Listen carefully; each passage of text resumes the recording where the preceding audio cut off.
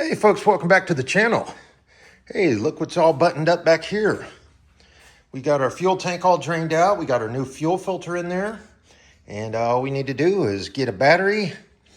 I need to get the little J-hooks on the battery tray there. Connect the battery up. This here is the lug nuts and everything. I've washed the little jack, I guess, pouch. Get the dust off of it. And then I cleaned the carpeting down here. Got the spare back in there, got the carpeting back mounted up on the fuel tank, got the fuel sending unit all connected. And so yeah, we're pretty much done back here.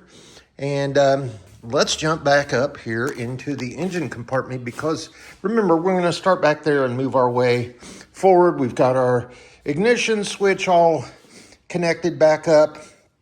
And let me go and zoom in here. I've got my little Costco LED flashlight up there magnetized to the hood, and I'm standing on the passenger side here, so I just want to show you this is as this vehicle sits. This is just how I bought it. I have done nothing to this engine compartment except for check the oil and find out there's no antifreeze in it. I didn't see if there's any pressure in the R12 air conditioning there. However, I did disconnect this fitting right here because that's the fuel inlet for the fuel rail. And then over there, it transfers back to the fuel tank as an overflow. But let's get down in here pretty detailed because when I opened up the hood, I noticed a couple of things that were kind of greasy, leaky, stuff like that. But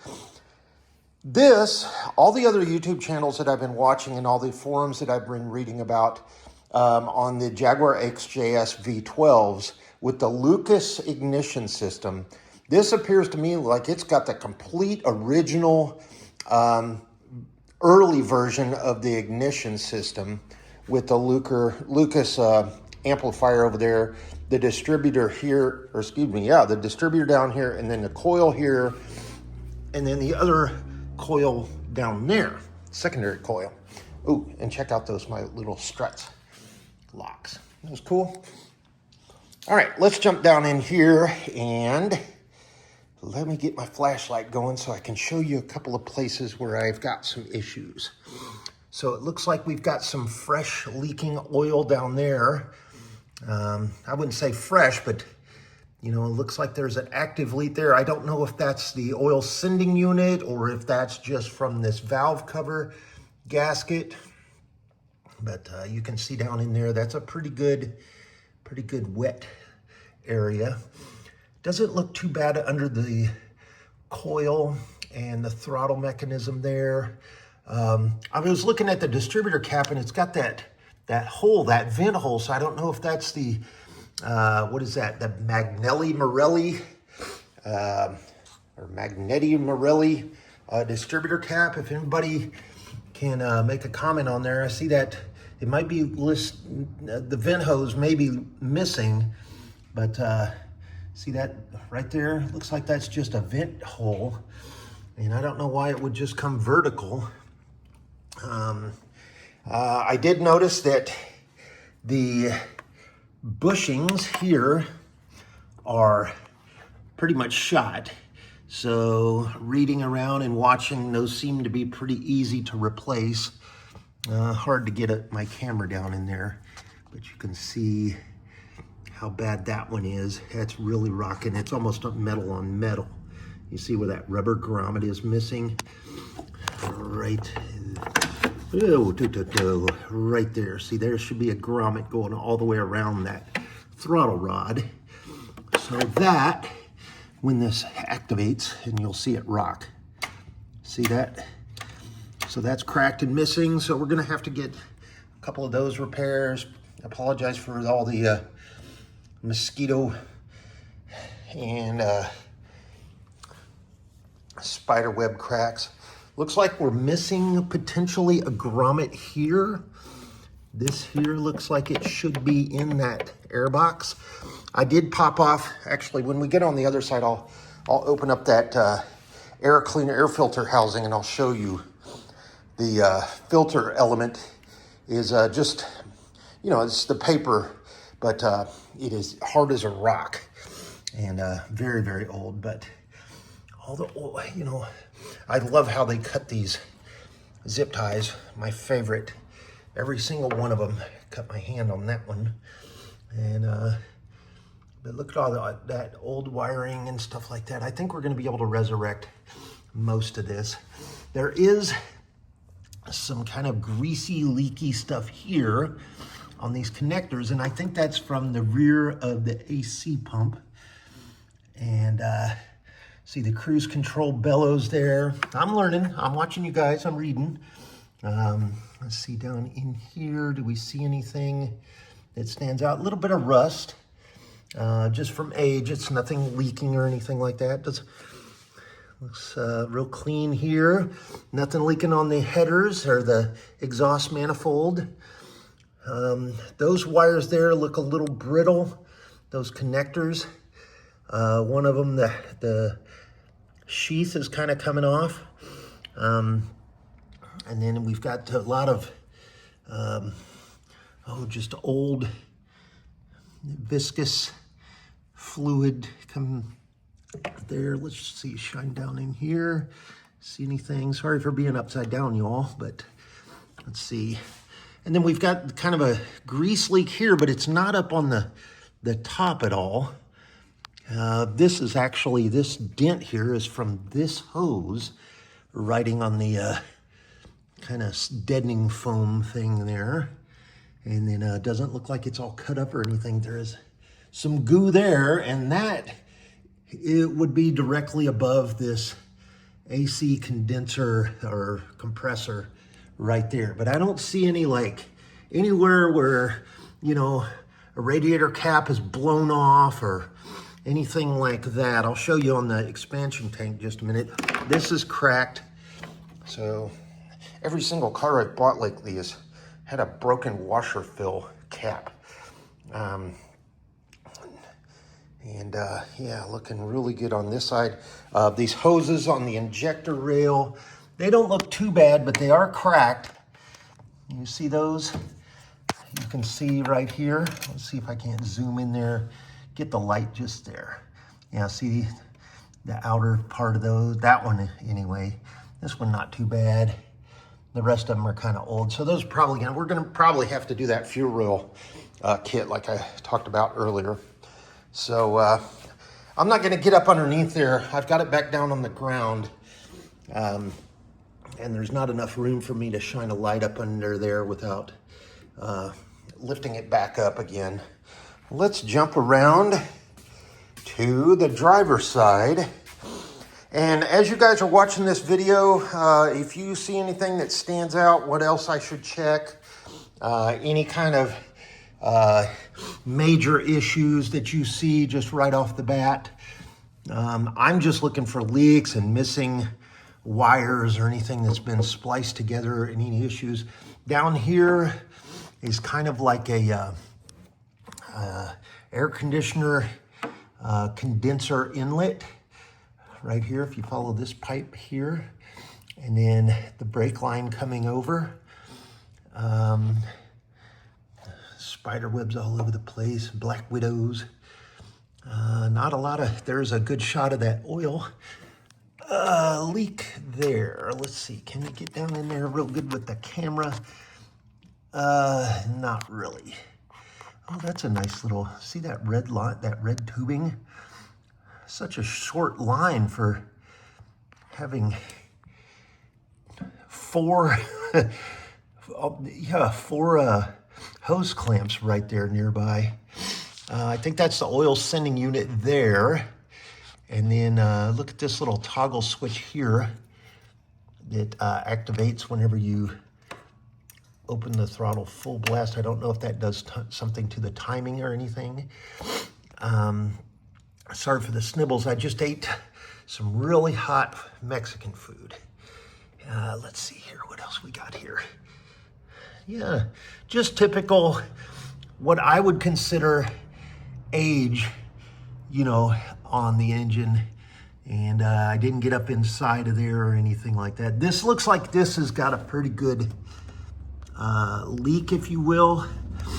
this little fitting here. And I think maybe it's just the grease or the oil that's flinging all over.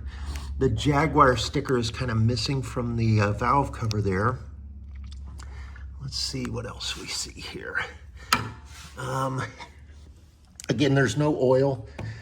See down in there, or excuse me, there's no coolant. There is oil. I didn't check the power steering.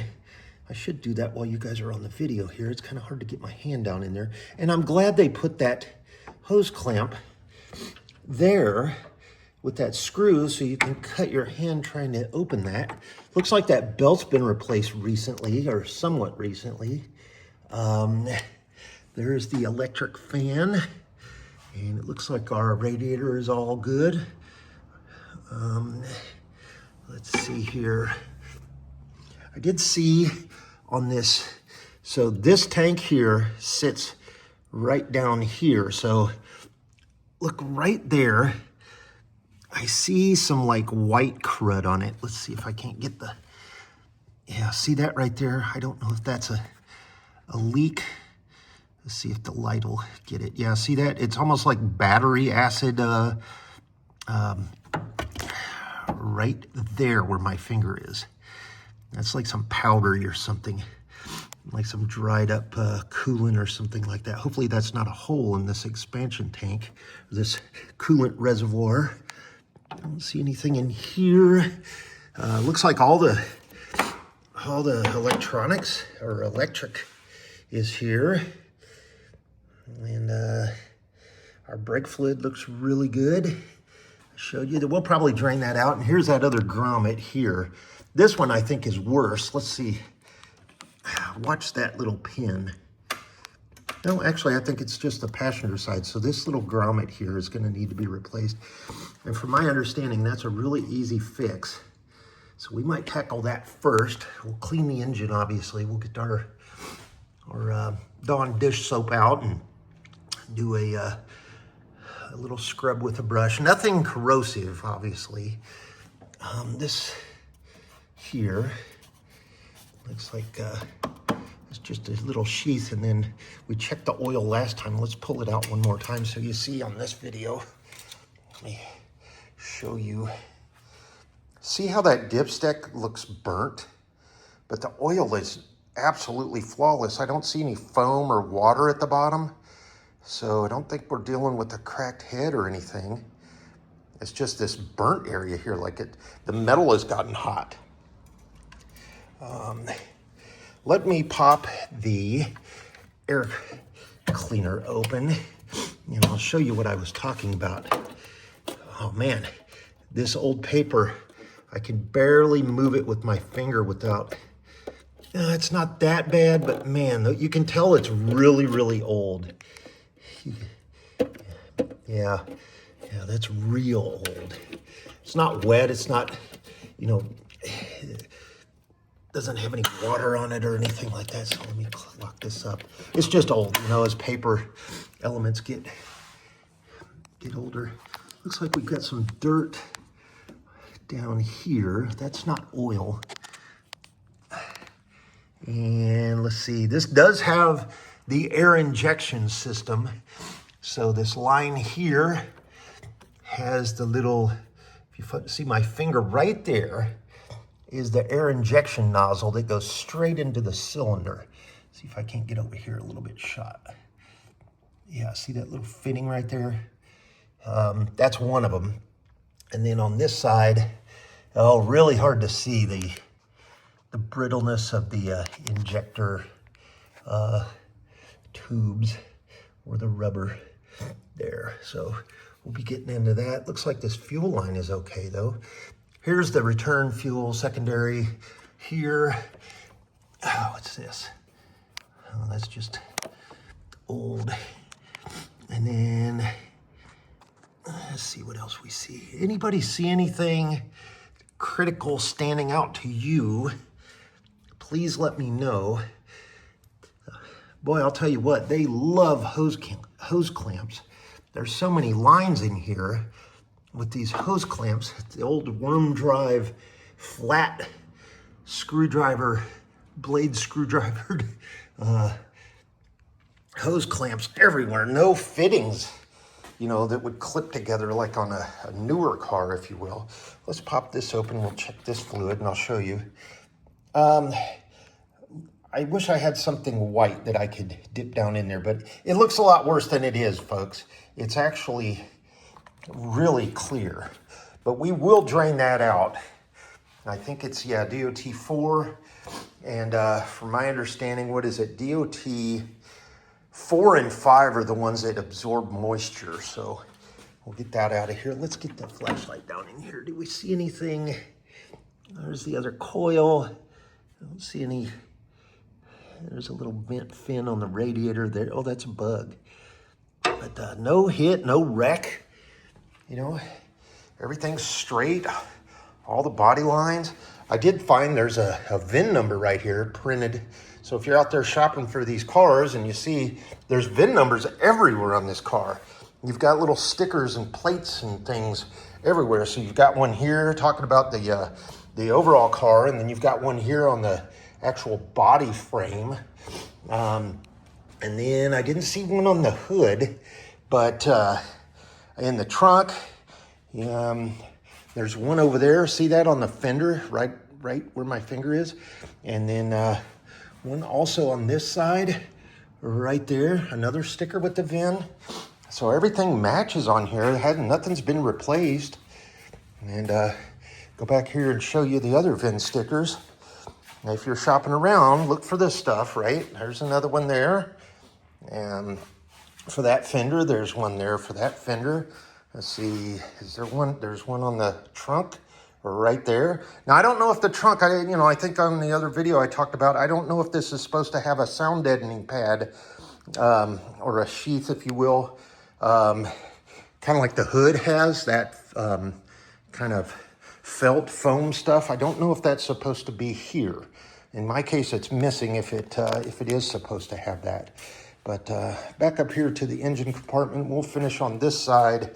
I did see, and I think I repeated this from the original video, but this brake booster accumulation looks like it's been updated, because I think on the old ones, possibly when this car first came out, this didn't have any warning printed on it. It was just a kind of a, I guess, a rust-colored tank. Oh, let's pull the transmission fluid, and I'll show you how red and clean this is.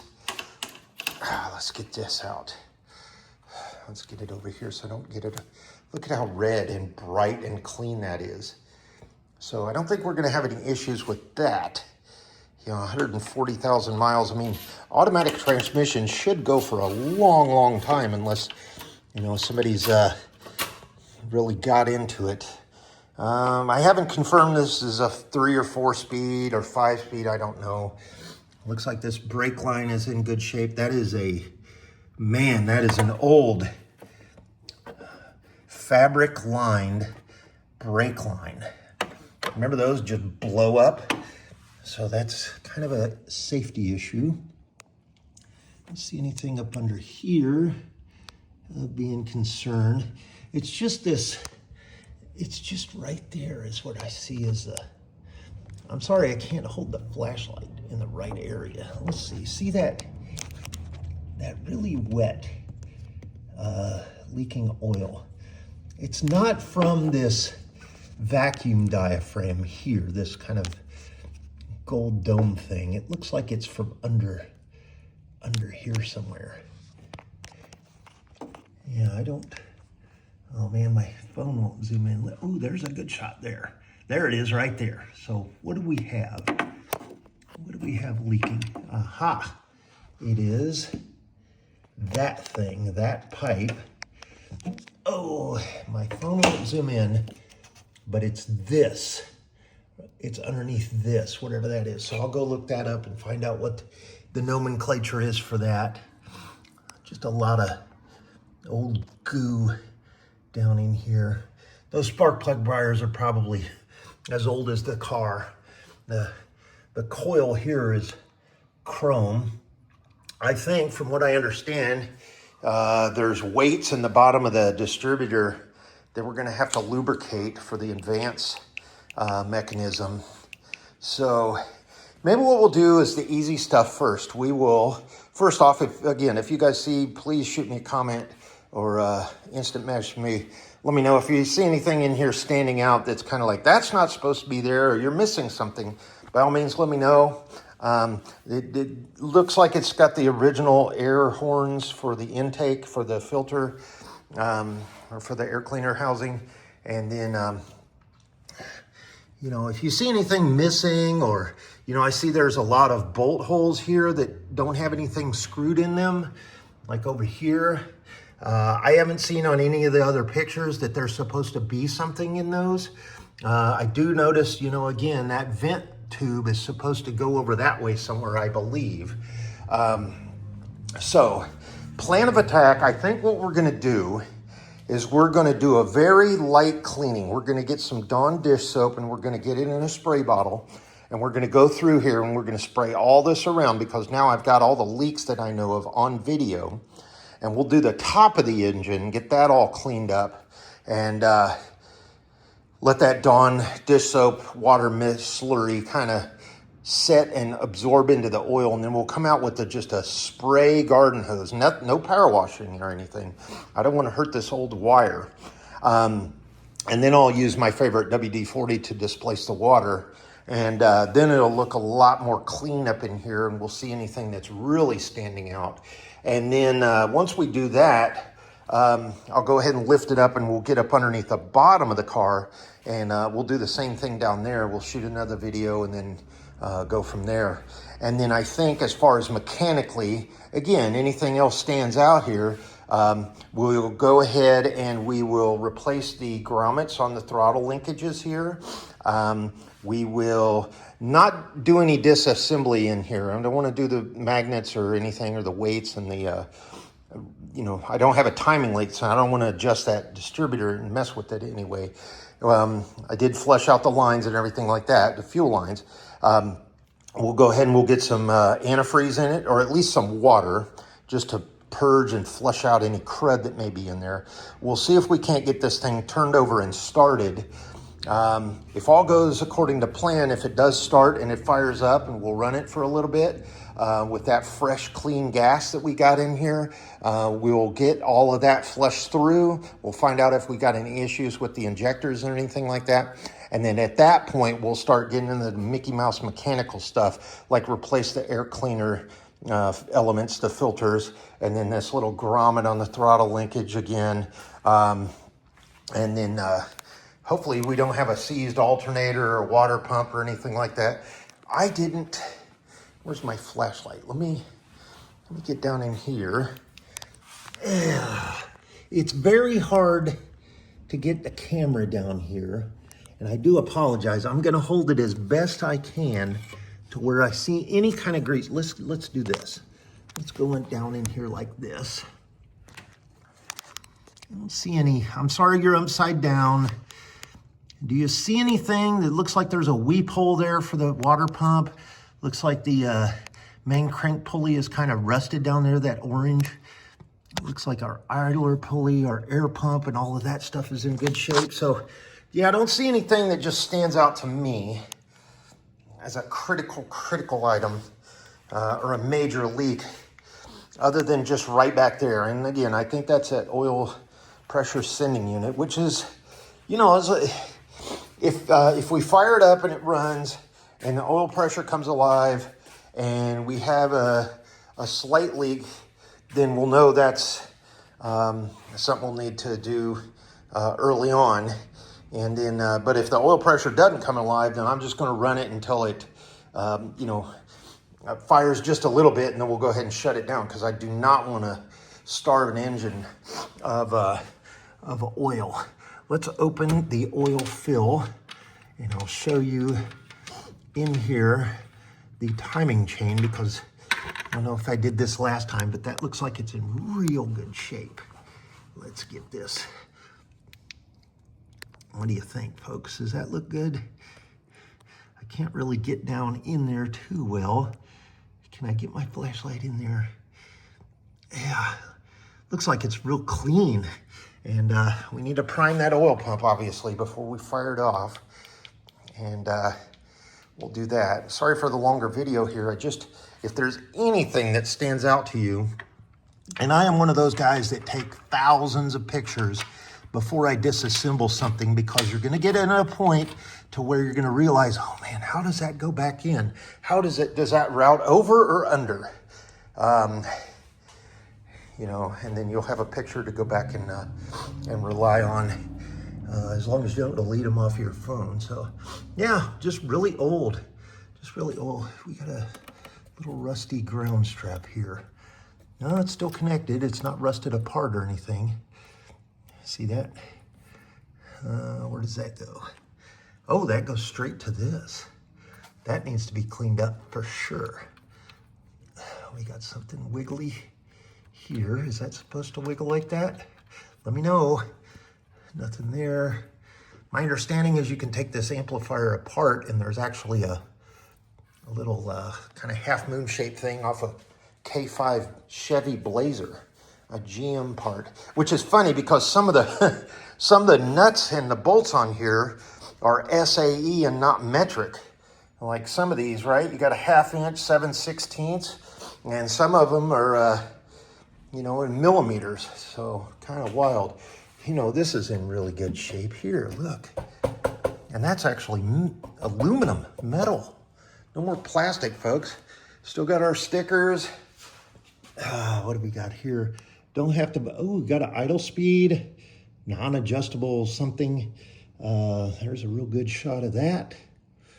Can you see that? Sorry, holding the phone kind of funky there.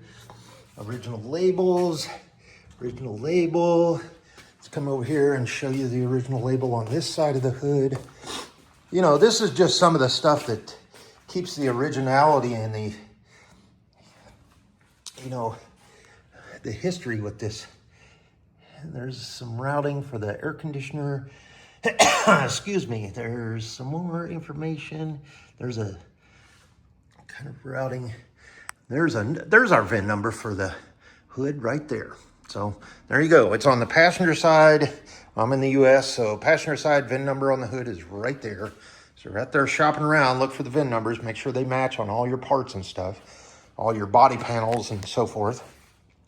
Again, there's one over there by the hood hinge. There's one right here by the hood hinge.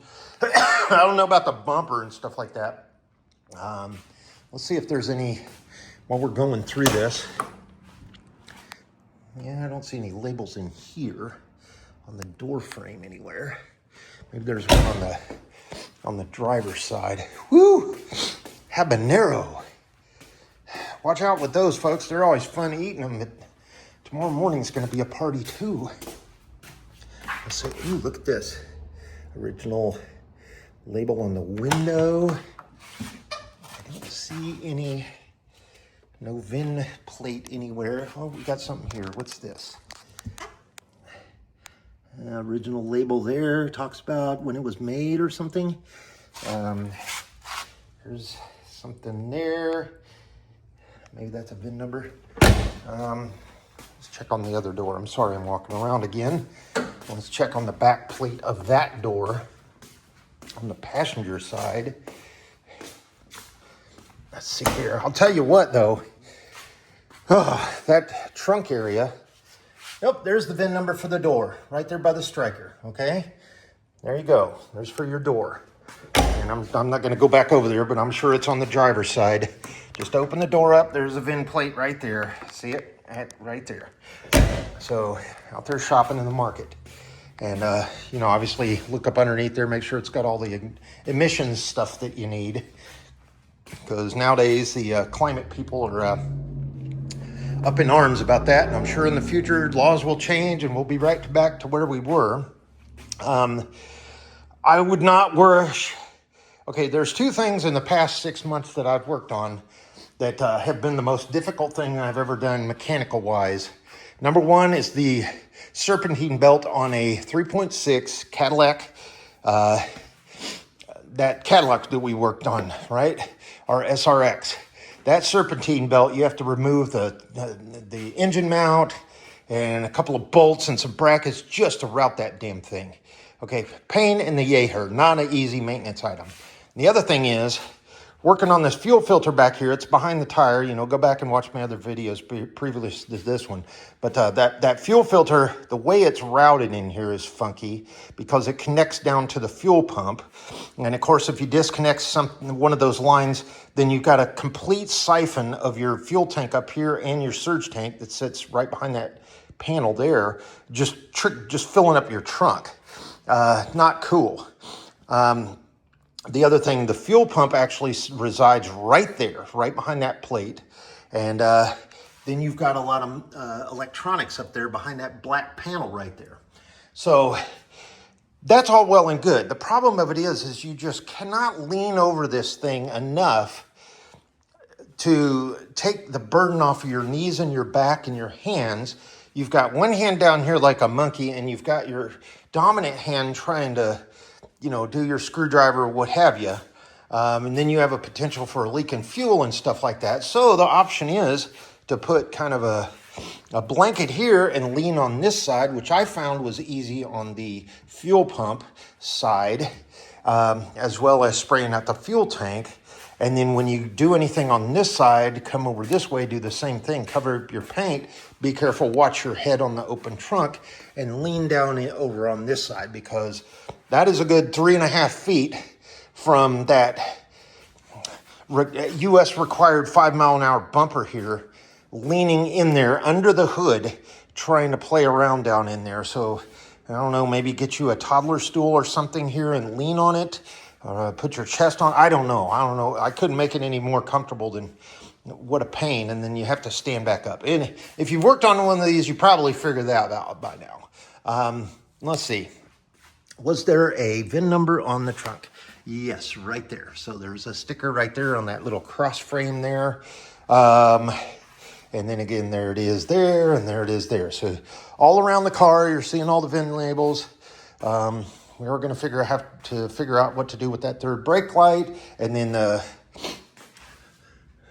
sagging roof in there.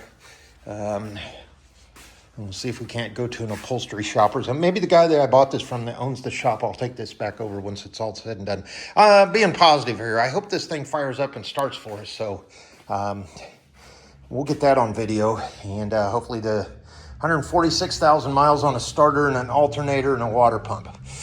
Whew, and an AC clutch on an R12 compressor. What do we do there? Hazmat loosen off in the atmosphere with the tank. No, we're going to have somebody come over here and purge that for us. Hopefully they won't charge too much of that if I need to evacuate that system. But I still have my little evacuation pump to do all that kind of stuff. And then if we need to retrofit it to the R134, we'll be able to do that. I mean, it looks like it's easy. You got, you know, your fill cap right there, and you've got another one right here. So is that supposed to be as corroded as that is? That little, what's that say, Bosch?